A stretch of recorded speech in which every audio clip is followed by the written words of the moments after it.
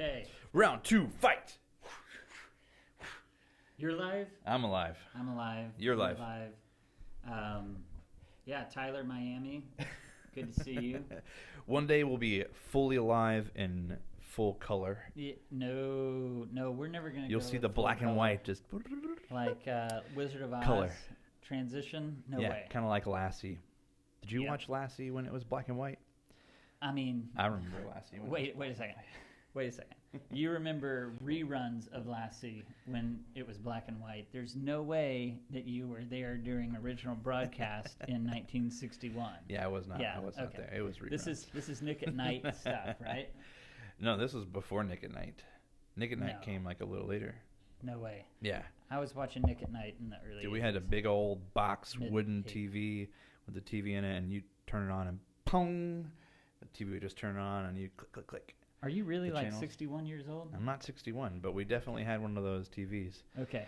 Later on, we put a sheet over it, and we put a nice, big, more modern TV on the top of it.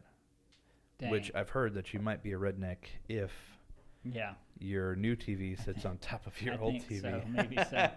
All right, so this episode of Live from the Bunker, Man, we are live, baby. is about the art of the deadline. Whoa, hey, don't freak out. Don't freak out. Yeah. I know Mark said deadline. Deadline. That can bring a lot of anxiety to your chest. Don't freak out. It's going to be all right. You're going to like this one. This monologue is good. JT's practically therapeutic. You're a therapeutic force in the world.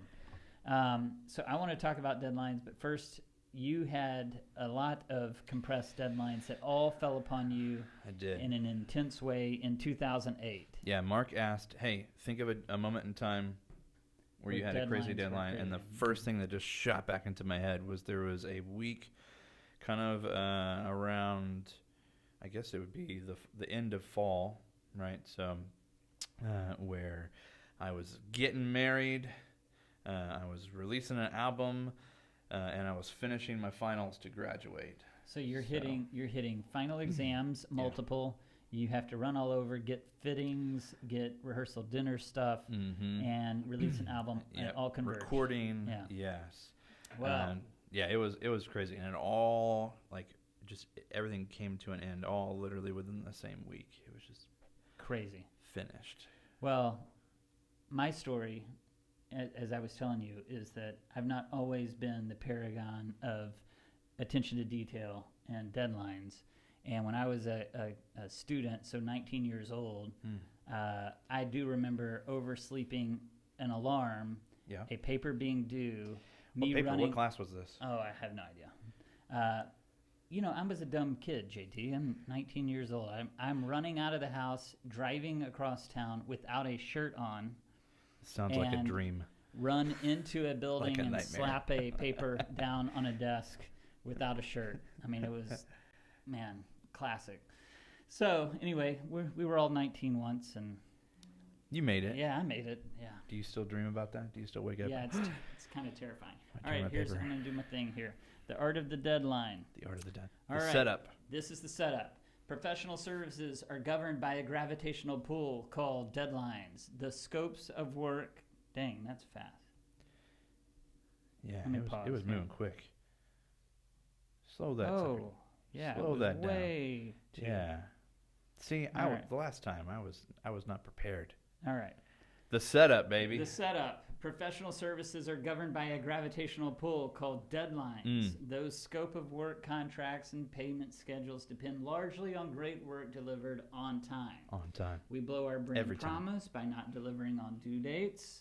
That's right. We blow our profit margins by delivering something half-baked, a day late. We just can't miss a deadline or we are dead. That's the bottom line. Yeah. See what I did there? This seems painfully obvious to some, but to young creative talent, this deadline concept has become increasingly fuzzy. It isn't a millennial problem or a Gen Z problem. To blame young people for their crappy training is needlessly insulting, and it misplaces the real guilt. Young students are trained into their thinking by people who should know better. Yeah. I spent almost a decade as an educator in public and private schools, and I can say without batting an eye that the concept of a deadline is increasingly devalued and in many cases not upheld at all. Educators and administrators can't afford to see their students' GPAs or passing rates plummet by enforcing strict deadlines. They just can't do it. It would just destroy the way those systems run. So grace periods are extended, a few points are docked, and everyone continues on their merry way. Universities do this as well. Grade inflation allows for it. I even saw it in grad school, if you can believe it. So the thesis. So here's the thesis point for this edition. Deadlines with grace periods and docked points aren't deadlines. The etymology of the word itself says what it is. A line, a fixed moment in time on a timeline wherein the project is due or it is dead. Your work is due or your credibility is dead. The contract is dead. The expectations and faithful relationships are functionally dead. You either show up for the wedding moment or you don't. You either board the airplane or it leaves without you. You show for the contract signing or the deal is off. This can come as a bit of a shock to younger staff members. In a world of very stiff competition, like our world, where you earn your reputation like you earn your pay, that deadline means everything. Walking into a meeting or a presentation with something almost complete or pushing a deadline with a shrug and a well-informed, apologetic phrase, it doesn't do the trick in the real world. It just doesn't. We don't allow it as an agency, and our clients have come to appreciate that over the years. Yeah. So there is a solution. Tell us. How do you ensure that deadlines remain deadlines? Well, first, you train it into your culture. You talk about it and re-talk about it, and then you mention it one more time just for kicks. And then maybe one more time. One more. Yeah. And then secondly, you involve your team members in the decision-making and the establishment of the deadline. What do you have lined up for the next few weeks? Is Thursday at 3 feasible? There are, of course, exceptions and micro-emergencies, but by involving the creative team's voice in the establishment of the deadline, they take more ownership of delivering on that promise. Third, we create internal deadlines for our team to make certain we are all engines ready for the actual client-side deadline. That's right. This gives us a chance for quality assurance measures and to check for last-minute glitches and typos. And fourth, QAQC. We own anything that falls short of excellence. We have to own it. In fact, our leadership will own the mistakes of the team. We aren't going to throw young talent under the wheels of the bus. The truth is, it's their glitch belongs to us, and it's how we've trained or managed the young talent. And it's only right for us to do that. And I'm thankful to say that we've only missed one hard deadline in the last 5 years.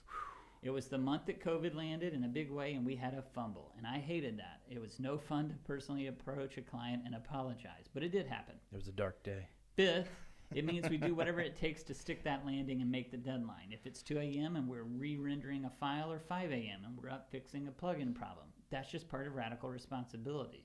You have to do what it takes. Yeah.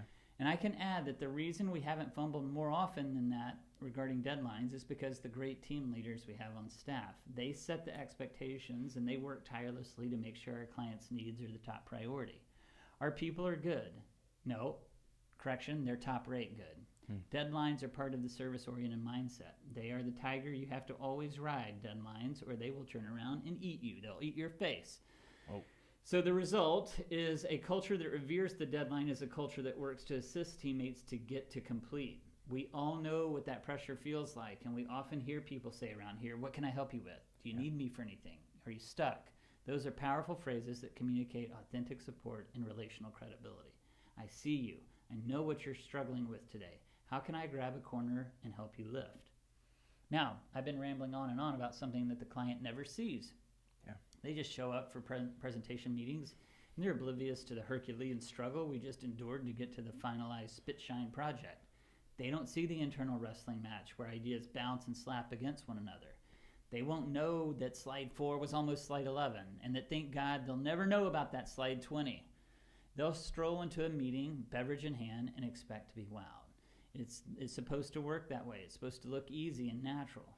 We should be showing such good work that the only question in their head is, what else can I order? It all looks so good, and the service is exceptional. Right. Those great moments only happen because people respect the deadline, and without it, we're all dead. Whoa. Yeah, heavy ending there, yeah. JT. Dead. Therapeutic JT. What was your thought about this? Yeah, I was going to jump in on your last word there, dead. There's actually a thing out there called death by overwork. But if you take some of the tips and tricks that we just gave you in this nice little monologue, it can actually help you not die by being Not overworked. dying by being overworked. Yeah, there's some 9% of the world's population that actually dies from being overworked. 9% of the world's population. Mm-hmm. Sometimes it's anxiety that gets them. Sometimes, like you said earlier, that it could just be the work conditions. Mm-hmm. But yeah. Probably a small percentage of it's possible, yeah. Are in like professional services. Probably so. A high number of people probably who reference the 9% death rate of being overworked. Probably a majority of those are teenagers. Yeah, I had to dive into the study to see what the specifics are. Like when it comes time and I'm passing out rakes and we have to actually rake the yard, I'm sure I may hear about this. Maybe again. it's death inside. It's 1,000 deaths on the inside. Well, great. Thank you for joining me today, JT, for going through this little treatise on deadlines. And I hope you guys got something good out of it. And be well. Thanks for joining us on Live from the Bunker. See you.